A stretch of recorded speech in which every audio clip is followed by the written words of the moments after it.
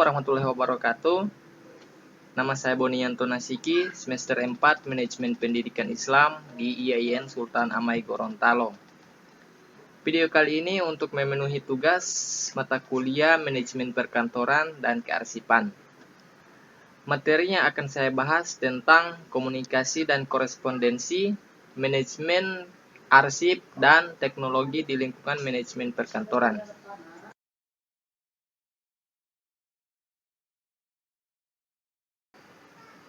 Pertama, komunikasi dan korespondensi.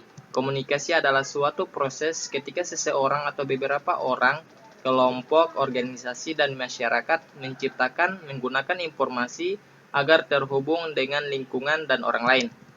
Menurut Komarudin, komunikasi merupakan suatu penyampaian warta yang mengandung macam-macam keterangan dari seseorang kepada orang lain.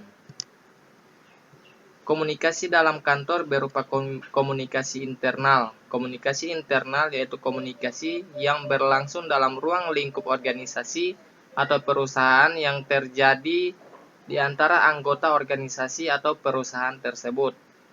Komunikasi eksternal yaitu komunikasi yang berlangsung antara organisasi atau perusahaan dengan pihak masyarakat yang berada di luar kantor atau perusahaan tersebut. Masuk di korespondensi. Korespondensi adalah istilah umum yang merujuk pada aktivitas penyampaian maksud melalui surat atau pihak kepada pihak lain. Korespondensi adalah surat menyurat atau komunikasi dengan surat. Menurut Kamus Besar Bahasa Indonesia menyatakan bahwa korespondensi berarti hal surat menyurat. Korespondensi juga diartikan dengan berkirim-kiriman surat.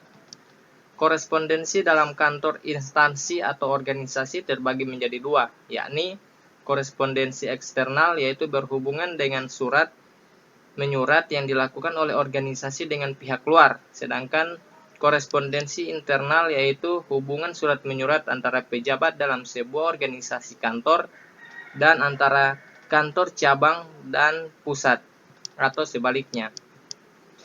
Ada beberapa problematika dalam korespondensi. Pertama, keruwetan dalam penulisan. Menyangkut surat-surat yang relatif ruwet, di mana pengungkapan masalah atau ide ingin disampaikan kurang baik, serta cenderung berbelit-belit. Penggunaan surat yang kurang atau tidak tepat, penulisan yang salah, dan penggunaan bahasa yang tidak tepat. Kedua, pegawai baru. Pegawai baru di bagian administrasi baik di instansi pemerintah maupun di swasta yang sering kewalahan dalam menangani pesan, pengiriman, dan penerimaan surat. Realita itu dapat disebabkan kekurangan cermatan penulisan atau pegawai dalam menulis atau mengonsep surat baik dalam mengungkapkan pikiran menggunakan bentuk surat maupun dalam bidang korespondensi.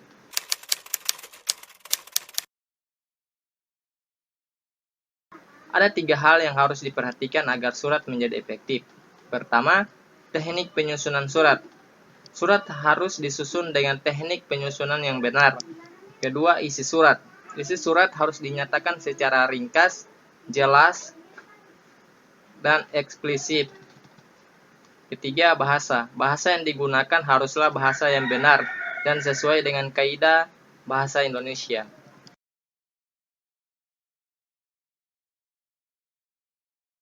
Pembahasan selanjutnya tentang manajemen arsip.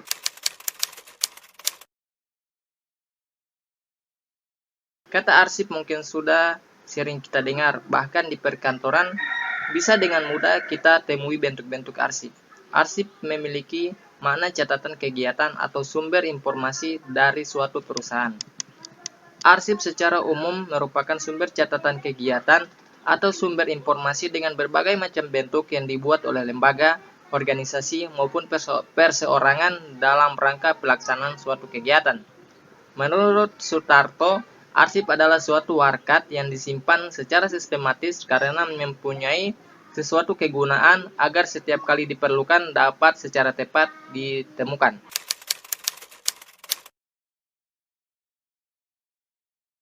Kearsipan adalah suatu proses kegiatan pengaturan arsip mulai dari penciptaan, penerimaan, pencatatan, penyimpanan.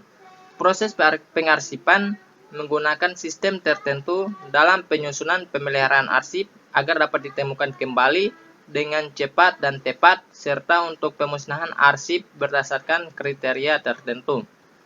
Adapun fungsi dan tujuan. Fungsi pertama, alat penyimpanan warkat.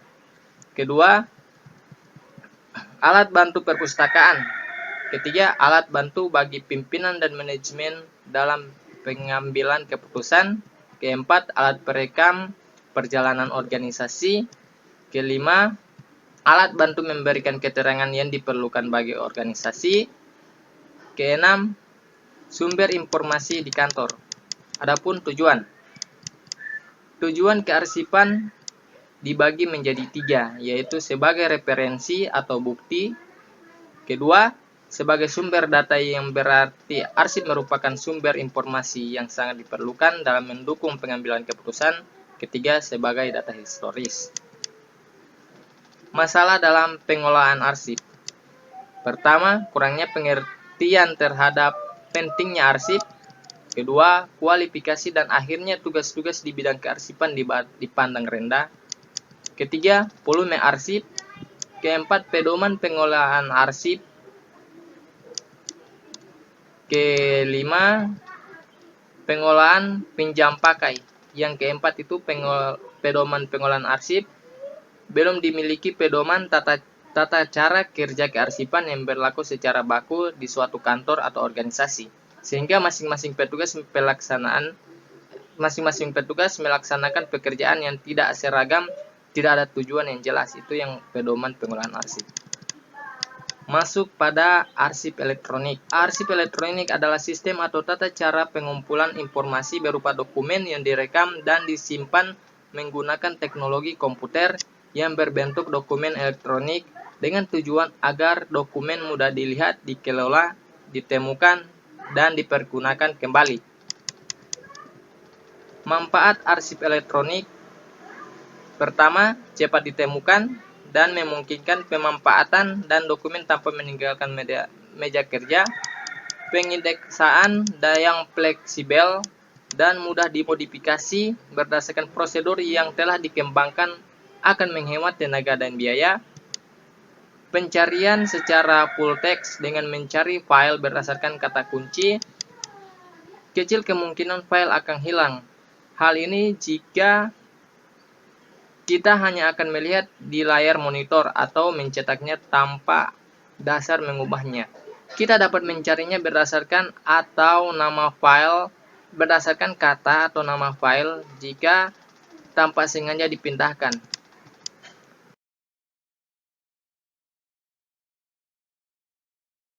Selanjutnya, materi tentang teknologi di lingkungan perkantoran. Menurut Iskandar Ali Syabana, teknologi merupakan cara melakukan sesuatu untuk memenuhi kebutuhan manusia dengan bantuan alat dan akal, sehingga seakan-akan memperpanjang, memperkuat, atau membuat lebih ampuh anggota tubuh, panca indera, dan otak manusia. Menurut Meyerson menyatakan bahwa teknologi merupakan proses peningkatan nilai tambah. Proses tersebut menggunakan atau menghasilkan suatu produk. Produk yang dihasilkan tidak terpisahkan dari produk lain yang telah ada, dan karena itu menjadi bagian integral dari suatu sistem. Komputer dalam arti luas adalah seperangkat alat elektronik yang berhubungan satu dengan yang lain, yang saling bekerja sama dan terkoordinasi di bawah kontrol sebuah program dengan kemampuan dapat menerima data lalu mengolahnya sehingga dapat menghasilkan sebuah informasi. Teknologi informasi dan komunikasi adalah payung besar terminologi yang mencakup seluruh peralatan teknik untuk memproses dan menyampaikan informasi. Teknologi informasi dan komunikasi mencangkup dua aspek, yaitu teknologi informasi dan teknologi komunikasi. Teknologi informasi meliputi segala hal yang berkaitan dengan proses penggunaan sebagai alat bisnis, manipulasi, dan pengolahan informasi. Sedangkan Teknologi komunikasi adalah segala sesuatu yang berkaitan dengan penggunaan alat bantu untuk memproses dan mentransfer data dari perangkat yang satu ke yang lainnya. Selanjutnya, otomatisasi kantor. Otomatisasi menurut kamus berarti penggantian tenaga manusia dengan tenaga mesin. Otomatisasi perkantoran adalah penggunaan dalam peralatan elektronik dengan tujuan untuk memudahkan komunikasi formal dan informal, terutama berkaitan antara informasi dengan orang-orang yang ada di dalam dan di luar perusahaan untuk meningkatkan produktivitas. Selanjutnya, kantor virtual. Kantor virtual ini adalah sebuah ruang kerja yang berlokasi di dunia internet, di mana seorang individu dapat menyelesaikan tugas-tugas yang diperlukan untuk melaksanakan bisnis profesional atau pribadi tanpa memiliki fisik lokasi usaha. Kantor virtual merupakan sebuah bentuk aplikasi layanan perkantoran dalam format virtual yang bekerja sama secara online. Pengaturan operasional dan fungsional suatu kantor virtual memungkinkan pemilik bisnis dan karyawan untuk bekerja dari lokasi dimanapun dengan menggunakan teknologi komputer seperti laptop dan akses internet. Itulah video singkat dari saya. Assalamualaikum warahmatullahi wabarakatuh.